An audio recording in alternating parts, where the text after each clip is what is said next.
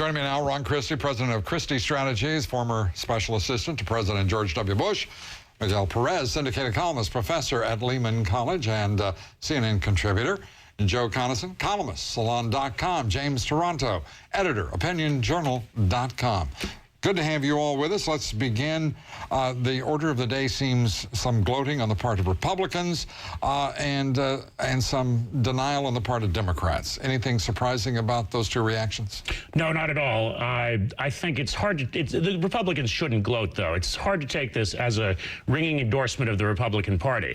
It was the independents who switched, as you say. It was suburbanites. It was a more sweeping victory than just New Jersey and Virginia. Right. Republicans did well in suburban New York, in Westchester and Nassau counties. They did well in Connecticut mayor's races. They did well in Pennsylvania statewide judicial races. So it's more than just a couple of races. But I think it's more reasonable to take it as a rebuke to the Democratic Party, which is in power in the age of Obama, than as an endorsement for the Republicans, who people still, I don't think, are all that crazy about. You don't think they're all a Twitter, as it were, over the Republicans? I'm not agreeing that it's a rebuke of Obama necessarily, but you know, then it's an embrace. Not necessarily either. Look, you know, these are local races in Virginia and New Jersey with a lot of local issues. That's what people voted for. They didn't necessarily. Obama wasn't on the ballot in those states. If there's one race where there might be a referendum of sorts, it's the 23rd Assembly District in upstate New York. We found a referendum state. Yeah, I really do believe that says something about what may happen in the midterm elections. Really? Next year, yes. What do you think, Joe? I don't think there was a referendum on anything yesterday except the candidates who are in these races. Even in the New York 23, where the right wing tried to make it into a national race by descending on the district with money and personalities such as Sarah Palin, it Fred really Thompson, was, but it really was an issue of the Republican Party being divided up there, the unusual circumstances of having a Conservative Party candidate, which is a New York phenomenon, and a Conservative Party candidate who didn't turn out to be that attractive for the voters in that district, and who was disendorsed by the Republican who endorsed the Democrats. So that's not going to happen very much next year. That was screwball, I think, Ron Christie, you would agree, in the 23rd District, even by Republican standards. Well, I think what you saw was there's a lot of dissatisfaction in the Republican Party with the party elders selecting who the candidate was going to be. I think the real indication is going to be next year. A little bit of a cry for maybe a little bit being more reunity. Inclusive and open let's have and a primary. But let me disagree with my colleagues here. Right. Of course this was about Obama yesterday. Obama had a 20-point switch in New Jersey. In other words, last year Obama carried New Jersey by 15 points. Christie carried it by 5 yesterday. I think people are very tired. And that doesn't include the presence of an independent candidate, Chris Daggett, who took another 5. Correct. And I would say to that, Lou, of course also it was about Obama, because many of the signs that I saw, it was Obama core sign. People are tired of high taxes. People are tired of intrusive government. They're tired of what they're seeing in Washington. This was a repudiation of the president and the congressional leadership.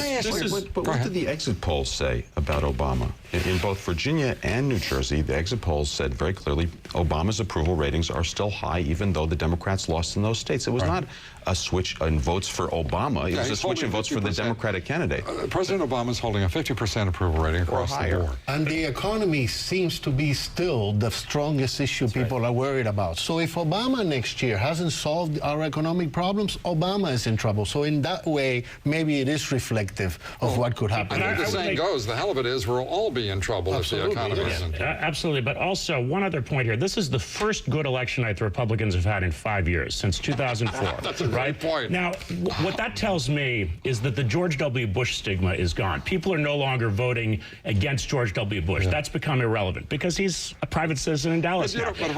But I think that there is a message here for President Obama, who has been whining incessantly for months about the mess he inherited. It's time for him to stop whining and start doing his job. I want Joe Conason to respond to that right after we come back, because I can only imagine what he's got to say. We'll be right back.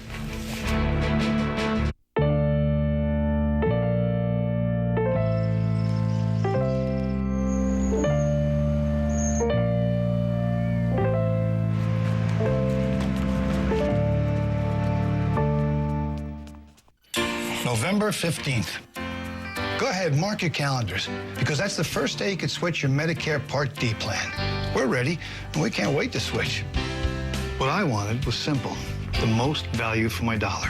So now that it's time, we're making the move to a plan that really works for us. Make the switch to an AARP Medicare RX plan insured through United Healthcare. Call now for a free information kit. You'll receive a summary of plan benefits and an enrollment form. Discover why it's one of the most popular Part D plans with over 3.5 million members and counting. Yep, with our new AARP Medicare RX plan, we'll be able to reach someone 24 hours a day, 7 days a week. Plus, we'll be covered at like 60,000 pharmacies. So if we visit our kids in Portland or go anywhere in the country, we know we're covered.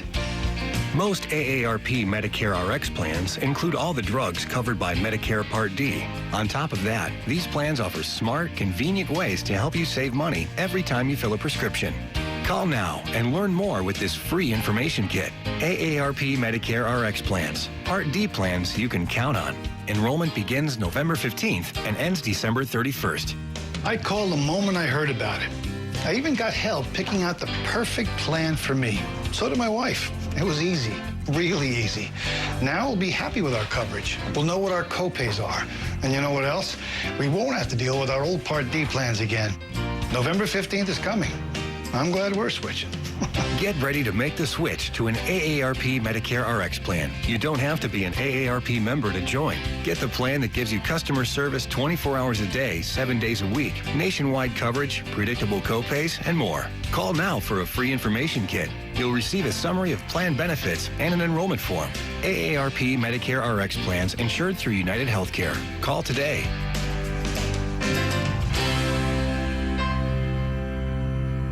Out there is the busiest airstrip supposedly in the world. The conditions they face are extremely difficult. Welcome to the CNN Challenge. Very quickly, the Conason response, if we may, Joe. Well, I don't disagree that you can't spend your term as president complaining about the last guy. That's not going to get you very far. You need to perform, and as I was saying a second ago when we were off the air, the president, at the very least, got 2 more votes for health care reform last night in the House, which is going to make it just a marginally easier, even if there are a few Democrats who are more frightened by what happened in New Jersey or Virginia. I think, you know, they're going to have a couple more votes. And the truth is, those were not the issues that were decided yesterday. The president needs to pass health care reform, and then, as Miguel suggested, and as everybody, I think, agrees, they have to push the economy forward in some way now. So do you agree that this president has to pass health care?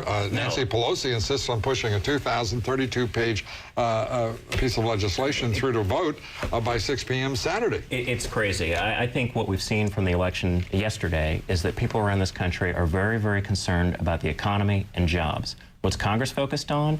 Global climate change and health care. The disconnect with what's going on out in the real world in America. Which 85% of Americans approve of, by the way. Yeah, but my point here, Lou, is that they don't have the votes to try to get this through the Senate right now. They have indicated that the majority leader has indicated that they're not going to pass it. You're telling me they're not going to attack Obama if he doesn't pass health care. They're not going to say he promised health care and he didn't pass it. What I'm saying is that not what will happen? The president's leadership is in very serious peril right now because he said to the American people, I'm going to get health care. It's going to be done by the end of the year. The Senate doesn't have the votes to pass it this year. Yeah. And the president's going to be very, very weakened politically heading into his domestic agenda if he can't get his signature. Is there a deal to be worked here, James? Because Joe Conason basically implied that if the Republicans would forswear mentioning health care, that they... It'd be silly. Well, It'd be silly to trust them, Lou. Politically, the Republicans are better off if they do pass this monstrosity. Well, that's what I was asking. But I hope that they don't, because I think the country would be much worse off.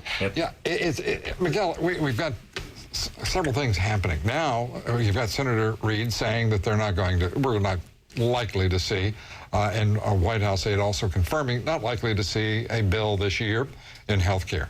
Cap and trade is stalled, and there's great trouble surrounding it. Here comes comprehensive immigration reform. What happened to that? They're never going to get to it next year. They keep saying that they have this small window of opportunity, maybe at the end of February, the beginning of March. By that time, if they get over health care, energy, banking regulations, all kinds of other stuff that's going to be competing with immigration, it's going to be impossible. It's going to be impossible.